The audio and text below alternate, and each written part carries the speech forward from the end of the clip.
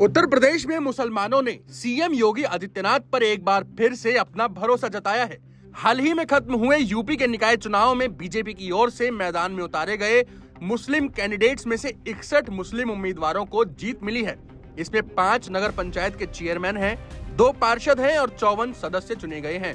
BJP ने कुल 391 मुस्लिम उम्मीदवारों को टिकट दी थी।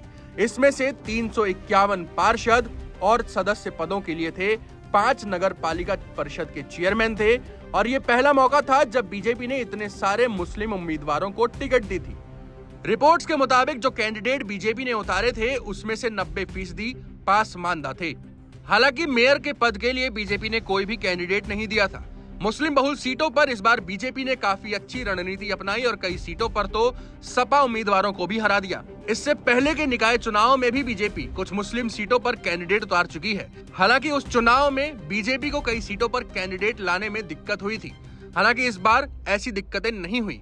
हाल ही में खत्म हुए चुनाव में बीजेपी ने 391 मुस्लिम कैंडिडेट उतार कर मुस्लिम वोटरों का रुझान जानने की कोशिश की है।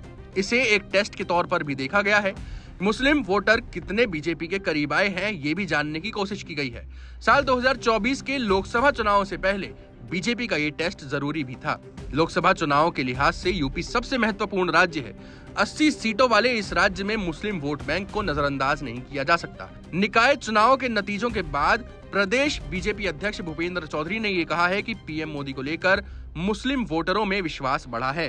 बीजेपी के माइनॉरिटी मोर्चा के अध्यक्ष कुंवर वासित अली ने भी कहा है कि कांग्रेस, बीएसपी और सपा ने मुसलमानों के बीच डर फैला रखा था और इस बार तो खुद बीजेपी से टिकट मांगने के लिए मुस्लिम सामने आए थे।